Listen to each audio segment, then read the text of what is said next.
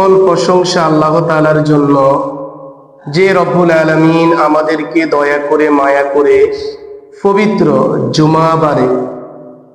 পবিত্র জুমাবারে আল্লাহর ঘর মসজিদে আসার তৌফিক দান করেছেন। সেজন্য সে মহান আরশের মালিকের লাখো শুকরিয়া আদায় করি। সবাই পড়ে আলহামদুলিল্লাহ। আলহামদুলিল্লাহ এত একটি দামি শব্দ, আল্লাহর কাছে এত প্রিয় একটি শব্দ। আল্লাহ তাআলা বলেন, জমিনে কেউ যদি আমার শুকরিয়া আদায় করে, লাইন শাকারতুম লাযীদান্নাকুম ওয়া লাইন কাফারতুম ইন্না আযাবী লাশাদীদ।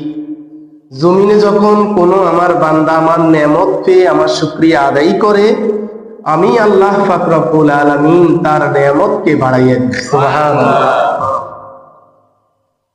আর যদি আমার কোনো গোলাম নেয়ামত পাওয়ার পরেও শুকরিয়া আদায় না করে, তাহলে আমি আল্লাহ তাআলা তার জন্য কঠিন আযাবের শাস্তির ব্যবস্থা রেখেছি। নাউযুবিল্লাহ।